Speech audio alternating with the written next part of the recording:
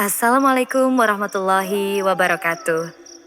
Om Swastiastu, Namo Buddhaya, salam kebajikan, shalom dan halo untuk semua sahabat cerita mistis dimanapun kalian berada. Terima kasih sudah meluangkan waktu mampir ke channel ini.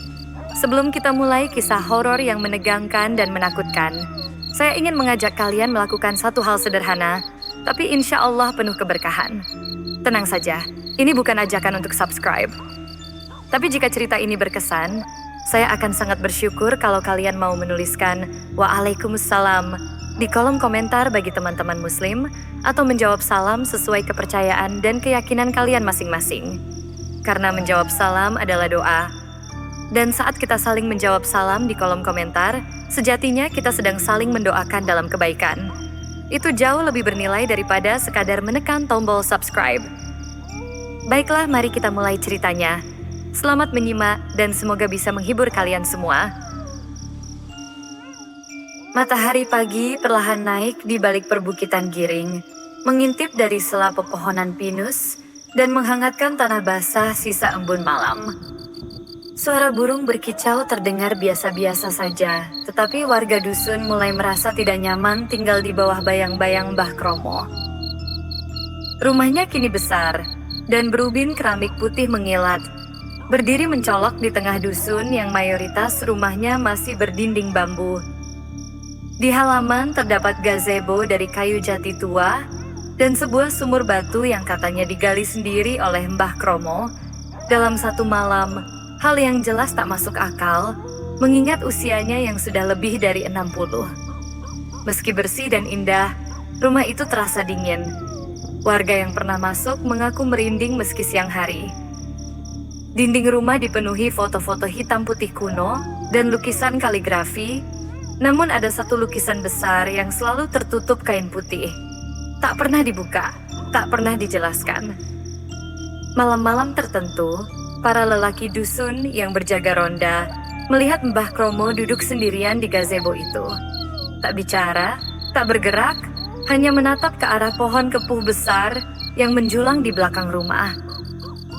Kadang, ia berbicara sendiri dengan suara pelan, seolah sedang berdialog dengan seseorang yang tak terlihat. Pak Sastro, kepala ronda, pernah mencoba mendekat. Namun baru beberapa langkah, ia tiba-tiba sesak napas dan dadanya terasa berat seperti ditindih batu. Setelah menjauh, sesaknya hilang begitu saja. Saya yakin, bukan penyakit, bukan juga angin malam. Ada yang mengawasi dari pohon itu, kata Pak Sastro sambil memegangi dada. Ia berhenti ronda selama seminggu. Warga mulai menghindari berurusan langsung dengan Mbah Kromo. Kalau membeli hasil panen darinya, mereka mengirim orang lain. Bahkan bila anak-anak bermain layangan dan benangnya jatuh ke pekarangan rumah Mbah Kromo, mereka lebih memilih memutus benangnya ketimbang mengambilnya kembali. Tapi di balik ketakutan itu, ada godaan besar, uang. Mbah Kromo tak pernah pelit.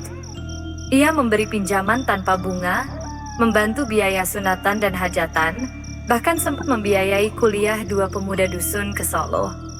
Namun, siapapun yang menerima bantuannya, tak lama kemudian mengalami kejadian aneh.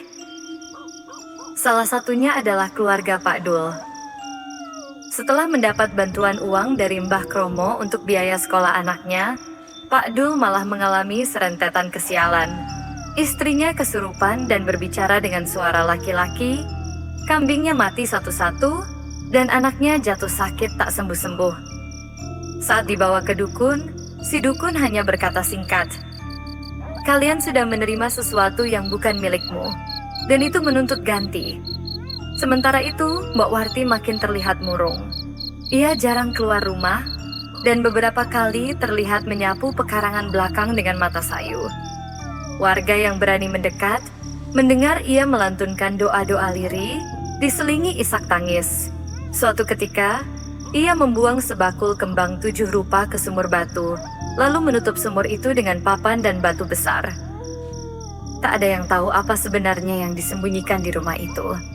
Tapi malam-malam Mbah Kromo makin ganjil. Pada malam sebelum bulan haji, Kabut turun lebih tebal dari biasanya. Bau anyir menyelimuti dusun, seperti bau darah basah yang mengering di atas batu. Gamelan terdengar lagi, kali ini diiringi suara-suara serak yang seperti memanggil, bukan menyanyi. Beberapa orang mendengar suara tersebut memanggil nama mereka sendiri. Salah seorang warga, Bu Rina, yang tengah menyusui bayinya, melihat bayangan wanita berjubah putih berdiri di dekat jendela. Rambutnya panjang menjuntai, dan dari jarak itu, wajahnya tampak rusak seperti habis terbakar. Saat Bu Rina menjerit dan bayinya menangis keras, sosok itu menghilang. Keesokan harinya, Bu Rina pindah ke rumah orang tuanya di desa sebelah. Akhirnya pengumuman itu datang. Mbah Kromo menyatakan ia telah mendaftar haji. Tiket sudah dibayar lunas, paspor sudah jadi. Ia menyumbang kurban 3 ekor sapi untuk masjid. Orang-orang bertakbir dan mengucap, Masya Allah, tapi dalam hati mereka bergemuruh. Ada rasa ganjil yang tak bisa dijelaskan. Rasa seperti menyaksikan orang berdiri di atas kuburan lalu berkata, ingin menyentuh langit. Di malam pengumuman itu, suara gamelan kembali terdengar, lebih keras dari biasanya. Tapi kali ini, ada suara lain yang menyertainya. Jeritan. Seorang anak berusia 6 tahun, Jafar, mimpi buruk malam itu. Ia menggambarkan mimpinya dengan polos. Ada kakek jahat, mukanya hitam, duduk di atas tumpukan orang-orang yang nangis. Tapi dia bilang mau ke Mekah bawa oleh-oleh. Dan sejak malam itu, orang-orang tak lagi berani menyebut nama Mbah Kromo tanpa membisik. Karena mereka tahu, ia sedang menyiapkan perjalanan bukan hanya ke Tanah Suci, tapi ke perjanjian yang lebih dalam, lebih kelam, dan lebih berdarah dari yang bisa dibayangkan. Bulan Suro baru saja bergulir ketika kabar duka pertama itu datang. Warga Dusun Giring dikejutkan oleh hilangnya seorang anak perempuan berusia 9 tahun, Wanti yatim piatu, yang diasuh neneknya, Mbok Na. Tubuh Mbok Na gemetar saat tetangga datang ke rumahnya. Dengan suara lirih, ia bercerita bahwa Wanti pamit hendak memetik daun pepaya di ladang pagi-pagi benar. Tapi hingga petang, tak ada tanda-tanda kembalinya sang cucu. Warga dusun segera menyisir ladang, sungai, dan kebun, termasuk sekitar ladang milik Mbah Kromo yang luas dan berada paling ujung dusun, bersebelahan dengan hutan kecil. Namun mereka hanya menemukan selendang biru milik Wanti yang tergantung di semak-semak dekat pohon kepuh besar, tempat yang sejak dulu dihindari warga. Tak ada jejak kaki, tak ada bekas perlawanan, seolah Wanti menghilang begitu saja, hilang ditelan bumi. Hari itu langit mendung pekat, angin kencang bertiup dari arah laut, membawa bau amis yang menusuk. Seorang petani tua, Pak Tarto, yang ikut dalam pencarian, mengaku mendengar suara seperti anak kecil memanggil-manggil dari balik pohon kepuh. Tapi saat didekati, suara itu berubah menjadi tawa cekikikan perempuan dewasa yang dingin dan getir. Tak lama setelah pencarian dihentikan, hujan turun deras. Petir menyambar 2 kali tepat di bukit belakang ladang Mbah Kromo. Akar pohon-pohon tua mencuat ke atas, seperti mencengkeram tanah dengan marah. Di malam hari, suara gamelan kembali terdengar dari arah rumah Mbah Kromo. Kali ini diselingi suara tangisan lirih yang menyerupai anak kecil. Namun yang lebih mengejutkan adalah keesokan paginya. Sawah milik Mbah Kromo yang sebelumnya gagal panen, kini tumbuh lebat dalam semalam. Padi-padi berdiri tegak, berbulir gemuk, dan warnanya keemasan seperti jelang panen meski baru ditanam sebulan lalu. Warga terheran-heran, takjub dan curiga di saat bersamaan. Mbah Kromo hanya tersenyum lebar saat ditanya. Kalau sudah waktunya diberi, ya dikasih. Rezeki itu datang dari Yang Maha Kuasa, katanya. Namun diam-diam, Mbah Narto dukun tua, yang dikenal hanya bicara bila sangat perlu, mengangkat wajahnya yang keriput dan berkata dengan suara dalam, "Sawah itu sudah berbau darah." Desa mulai gelisah, apalagi ketika Mbok Na, nenek Wanti, tiba-tiba jatuh sakit dan mulai mengigau. Iake berulang kali menyebut nama Wanti dalam tidurnya dengan nada ketakutan. Jangan bawa dia. Sudah cukup. Sudah cukup. Beberapa malam kemudian, Isa berteriak dalam tidurnya dan bangun dengan luka cakaran panjang di lengannya. Tangannya gemetar saat menunjuk keluar jendela. Dia berdiri di situ. Tubuhnya berlumpur, matanya putih semua. Warga yang penasaran dan mencoba melihat dari balik jendela hanya menemukan halaman kosong. Tapi udara di luar terasa beku dan menyimpan rasa duka yang tak wajar. Tak berselang lama, Mbah Kromo kembali membeli sebidang ladang milik keluarga miskin yang tak mampu membayar hutang. Ladang itu sebelumnya mati, tak bisa ditanami apapun. Tapi setelah menjadi miliknya, tanah itu berubah subur seperti disiram berkah. Dalam waktu kurang dari sebulan, ia membeli 3 ladang lagi. Semua yang sebelumnya mandul, kini menghasilkan hasil panen berlipat. Warga mulai terbagi 2. Sebagian mengagumi dan memuji Mbah Kromo sebagai orang yang punya tuah. Tapi sebagian lain mulai membisikkan kata yang tabu, pesugihan. Suatu malam, suara langkah kaki terdengar di pekarangan rumah Pak Sastro. Ia keluar dengan membawa obor dan mendapati seekor kerbau hitam berdiri, menatapnya dari kejauhan. Matanya merah menyala. Saat ia berteriak dan mencoba mendekat, kerbau itu berjalan mundur, tapi jejak kakinya tetap mengarah ke depan.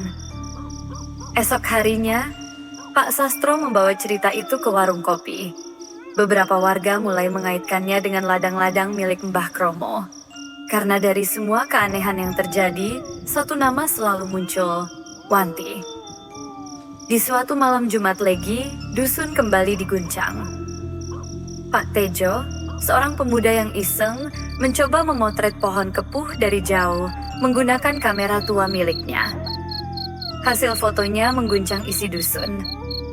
Di antara ranting pohon yang besar dan gelap, terlihat sosok anak kecil berselendang biru berdiri diam.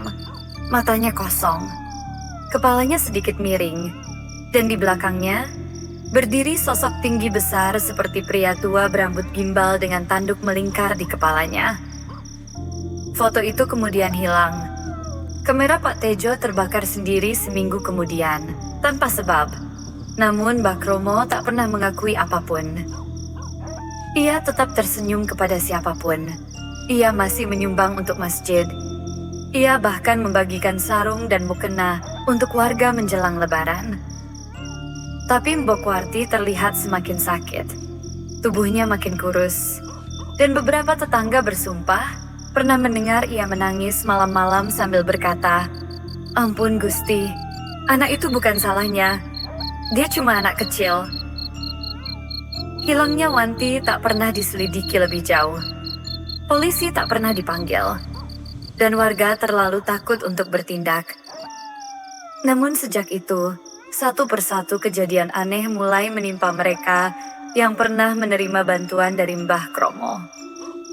Dan malam-malam dusun Giring, yang dulu hanya diisi suara jangkrik dan kodok sawah, kini dipenuhi suara gamelan, tangis anak-anak dan langkah kerbau dari tempat yang tak pernah terlihat. Karena tumbal pertama sudah diberikan. Dan darah yang sudah ditumpahkan tak bisa ditarik kembali. Sudah hampir 2 bulan sejak Wanti menghilang, tapi dusun Giring belum juga tenang. Sebaliknya, suasana makin menyesakkan. Langit seakan tak pernah cerah. Kabut turun tiap sore, menggantung rendah seperti selendang kematian yang melingkari pohon-pohon tua. Orang-orang mulai berbisik dalam doa, tapi mereka berbisik pula dalam ketakutan. Warga tak lagi hanya takut pada kehilangan, tapi pada apa yang mereka tahu, tapi tak berani ucapkan. Suatu malam, seorang bocah lelaki bernama Rizal putra Pak Salim ditemukan dalam keadaan linglung di dekat pematang sawah. Mulutnya penuh lumpur. Matanya terbuka lebar, tak berkedip, memandang langit yang kelam. Dia bilang diajak main sama kakak Wanti, kata ibunya sambil gemetar. di ladang belakang, di dekat pohon kepuh. Namun yang membuat warga menggigil bukan sekadar itu. Saat Rizal ditidurkan dan tubuhnya dibersihkan, ditemukan luka bakar kecil berbentuk tanda mata satu, seperti ukiran segel. Letaknya tepat di dadanya, seolah sesuatu dari dunia lain telah menandainya. Di malam yang sama, suara gamelan terdengar dari arah bukit barat. Kali ini, bukan hanya suara, tapi juga aroma bunga kenanga yang menusuk bercampur bau daging busuk. Pak Kasman, warga tua yang penasaran, diam-diam pergi ke bukit itu dengan lampu minyak dan sajadah. Ira adalah orang yang dikenal paling berani di dusun. Tapi malam itu, ia kembali hanya dengan satu kalimat. Kromo sudah menyerahkan ladang itu, dan laut sudah menyambutnya. Setelah itu, Pak Kasman tak pernah berbicara lagi. Setiap malam ia duduk di teras sambil menyebut satu nama. Nyai, Nyai, ampun, Nyai. Mbak Kromo semakin rajin ke masjid.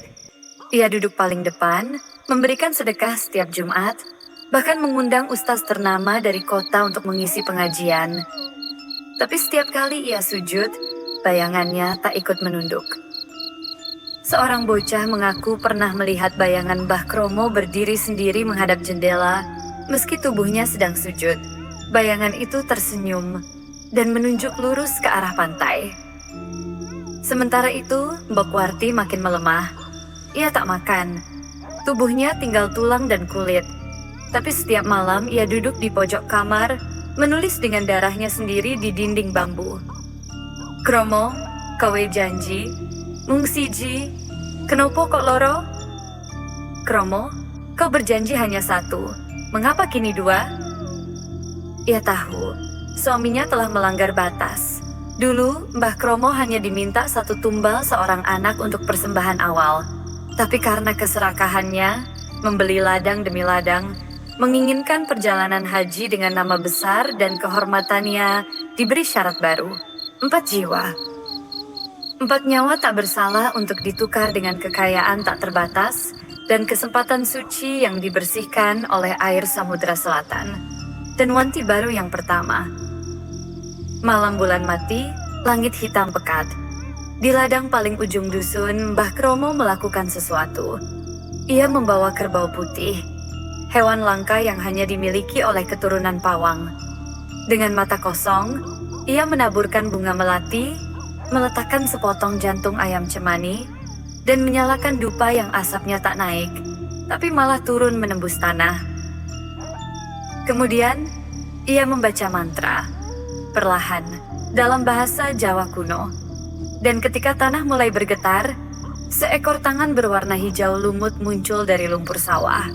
Tangannya panjang, jarinya seperti akar. Tangan itu memberi sesuatu, sebuah keris berkarat.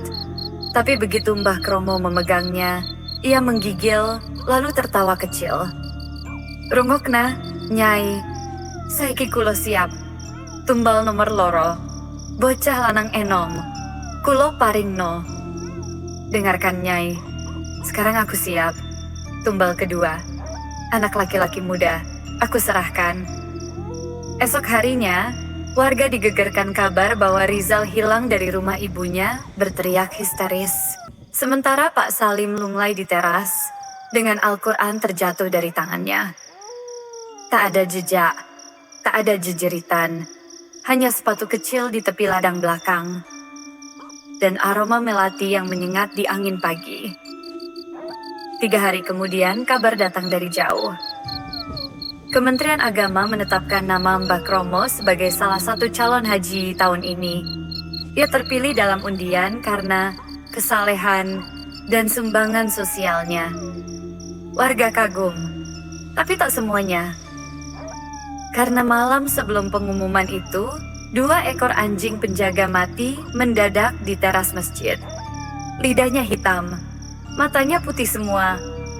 Dan di papan pengumuman, seseorang menulis dengan darah, tak ada haji dari darah anak-anak. Kabar hilangnya Rizal menghancurkan harapan warga dusun Giring. Tangisan dan doa tak henti-henti menggema di setiap sudut rumah, di bawah pohon kepuh yang selalu jadi saksi bisu kesedihan mereka. Namun yang lebih menakutkan bukan hilangnya bocah itu, tapi perubahan aneh pada keluarga Pak Salim. Tubuh ibunya mengecil menjadi seperti kerangka berjalan, matanya kosong dan suara lirihnya hampir tak terdengar. Suatu malam tetangga mendengar suara aneh dari rumah Pak Salim. Suara gambling gamelan, campur bisikan bahasa kuno, dan ratapan seorang anak kecil yang penuh kepedihan. Malam Jumat Kliwon, rumah Pak Salim penuh asap dupa dan bau darah. Di ruang tengah, Mbah Kromo sudah menunggu dengan keris berkarat di tangan kanan dan kendi kecil berisi darah segar di tangan kiri. Di depan dirinya, tersusun sesajen lengkap. Kepala ayam hitam, kelapa yang sudah dibelah, dan bunga melati putih yang mulai menghitam. Pak Salim berdiri gemetar, tidak berdaya, matanya menerawang kosong. Ia tahu apa yang akan terjadi. "Kromo, aku tak tega." Suaranya hampir tak terdengar.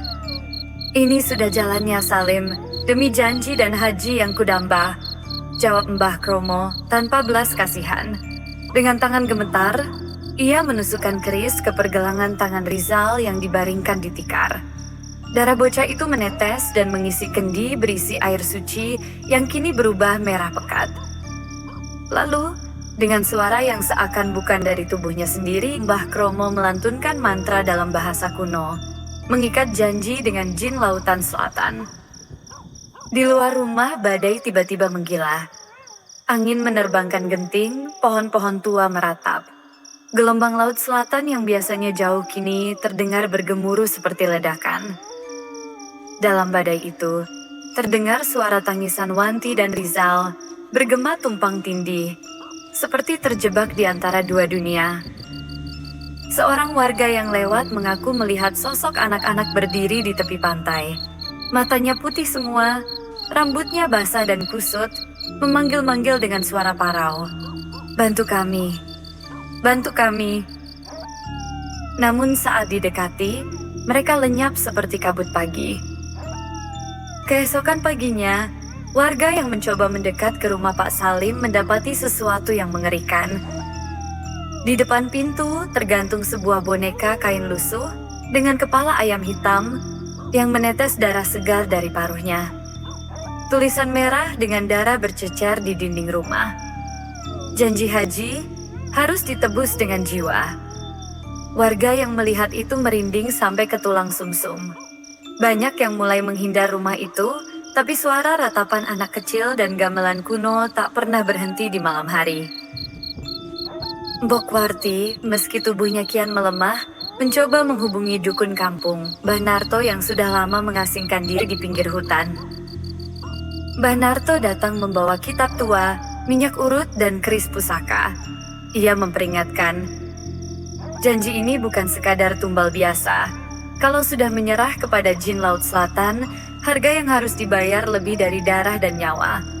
Jiwa itu akan terikat selamanya. Tak ada yang bisa menebus, kecuali tumbal yang rela. Bekwarti menangis. Ia tahu suaminya sudah jauh terjerumus. Tapi ia rela melakukan apapun untuk menyelamatkan anak cucunya. Malam itu di tepi pantai, mereka melakukan ritual pengusiran, membakar dupa dan membaca ayat-ayat suci. Tapi badai semakin menggila. Suara gamelan dan tangisan anak-anak terus membesar, menembus jiwa siapa saja yang mendengarnya. Ketika ritual hampir selesai, bayangan tinggi besar muncul dari ombak. Sosok perempuan berjubah hijau dengan rambut panjang menutupi wajah. Suaranya lembut, namun menusuk hati. Janji sudah dibuat, darah sudah mengalir. Jika tumbal tak lengkap, haji tak akan pernah sampai. Mbah Narto mengangkat keris pusakanya dan menantang makhluk itu. Tapi perempuan itu hanya tersenyum dan menghilap bintang 7 berwarna merah darah yang dengan suara tawa yang membekas di udara dingin. Seminggu setelah kejadian itu, Rizal ditemukan mengambang di sungai. Tubuhnya sudah kaku, namun wajahnya datar, seolah sedang tersenyum. Di dadanya, ada tato samar berbentuk sama seperti yang pernah muncul pada luka bakar kecilnya. Warga yang menyaksikan penemuan itu merasa seperti tersihir. Tak ada yang berani menguburkan Rizal dengan cara biasa. Mereka hanya meletakkan jenazahnya di pinggir sungai, lalu pergi berdoa dari kejauhan. Di sisi lain, Mbah Kromo semakin bersinar namanya. Ia segera berangkat naik haji dengan rombongan paling mewah dari dusun. Namun desas-desus beredar bahwa ia tak benar-benar berangkat ke Tanah Suci, tapi pergi ke arah selatan, menuju ke laut, ke sebuah tempat yang tak bisa dicapai oleh manusia biasa. Janji dan tumbal kedua telah terbayar. Namun bayang-bayang akhir dari pesugihan Mbah Kromo masih menunggu. Malam itu, bulan tertutup awan kelam, angin laut menghembuskan udara dingin yang menusuk tulang. Dusun Giring seperti terkunci dalam hening penuh ketakutan. Semua mata tertuju pada sosok Mbah Kromo yang berdiri di pelataran masjid, mengenakan baju koko putih bersih, peci berlapis bordir emas, dan membawa koper mewah. Namun, matanya kosong dan pandangannya jauh, seolah terperangkap dalam dunia lain. Warga yang hadir terdiam, beberapa menahan napas, merasakan aura gelap yang menyelimuti lelaki tua itu. Hanya Mbok Warti yang meneteskan air mata, menunduk sambil meremas ujung sarungnya. Malam semakin larut ketika rombongan keberangkatan haji mulai bergerak. Mobil mewah melaju meninggalkan dusun, menembus kabut tebal yang turun tak biasanya. Namun kabut itu berubah menjadi dinding pekat, mengurung kendaraan dalam kesunyian mencekam. Mesin mobil mati mendadak, lampu padam total. Kegelapan menggulung menyelimuti seperti lautan hitam tanpa tepi. Dari kabut muncul sosok sadar. Kromo keluar dari mobil. Perempuan berjubah hijau, rambutnya panjang dan basah, menutupi wajah yang tak terlihat jelas. Suaranya lembut namun penuh ancaman, berbisik langsung ke hati Mbah Kromo. "Sudah waktunya, Kromo, bawa aku ke rumahku." Langkahnya berat dan gontai. Ia menghilang di dalam kabut bersama sosok itu, meninggalkan rombongan yang panik dan ketakutan. Seketika, dunia berubah menjadi gelap kelabu dengan langit ungu suram dan lautan yang tak bertepi. Ombak besar menghempas keras di pinggir istana megah yang terbuat dari emas kusam dan batu karang tajam. Di depan pintu istana berdiri barisan sosok-sosok hantu, jiwa-jiwa yang telah menjadi tumbal pesugihan. Wanti, Rizal, dan banyak anak-anak yang menghilang tanpa jejak. Mata mereka kosong, terbelalak, dan terikat rantai bercahaya biru. Mereka menjerit dalam keheningan, terperangkap di antara dunia hidup dan mati. Mbah Kromo merasakan dingin menusuk tulang, jiwanya terkoyak oleh rasa bersalah dan teror yang tak terkatakan. Perempuan berjubah hijau muncul lagi, menyeringai penuh kemenangan. "Kau sudah bayar 2 tumbal, Kromo. Tapi masih ada satu harga yang harus kau bayar sebelum kau bisa pergi ke Tanah Suci yang kau impikan." Mbah Kromo terhuyung. Suara hatinya berteriak menolak. Namun perempuan itu menambahkan dengan dingin, "Tumbal terakhir adalah jiwa orang yang paling kau cintai. Tanpa itu, kau akan terperangkap di sini selamanya." Di sudut lain, Mbok Warti muncul. Wajahnya pucat namun penuh keberanian. Ia mengulurkan tangan pada Kromo. "Ambil aku, Kromo. Aku rela membayar harga itu. Cukup hentikan penderitaan ini." Mbah Kromo terjebak di persimpangan maut. Ia melihat kilasan masa lalu, senyum anak-anaknya, air mata istrinya, dan doa warga yang berharap. Sementara perempuan hijau itu tertawa menyeramkan. Bayangan gelap perlahan menelan ruang itu. Rantai cahaya membelit tubuh Kromo, menariknya mendekati pintu istana yang menganga. Dalam keputusasaan, Mbok Warti mengangkat Al-Quran dan mulai membaca doa-doa suci. Suara azan bergema keras, merobek kesunyian laut. Suara azan itu memecah kekuatan gelap. Perempuan berjubah hijau menjerit, tubuhnya menghilang dalam pusaran ombak dan angin badai. Mbah Kromo terlempar keluar dari dunia gaib, jatuh tersungkur di pasir basah pantai Dusun Giring. Tubuhnya lemah, jiwa kacau, dan napas tersengal. Dusun Giring menyambut kembalinya Mbah Kromo dengan campuran haru dan takut. Ia mengaku seluruh kesalahan dan menyesali perjanjian gelapnya. Bersama Mbok Warti dan warga, mereka mengadakan ritual pengusiran terakhir. Membakar keris berkarat, cermin tua, dan segala benda pesugihan, disertai doa-doa panjang. Mbah Kromo memilih menghabiskan sisa hidupnya sebagai penebus, meninggalkan impiannya naik haji yang penuh dosa. Meski kutukan itu terangkat, Dusun Giring tak pernah bebas dari bayangan kelam. Malam-malam tertentu, suara gamelan samar dan sosok perempuan berjubah hijau masih muncul di tepi pantai, mengingatkan bahwa perjanjian dengan Jin Laut Selatan tak pernah benar-benar usai.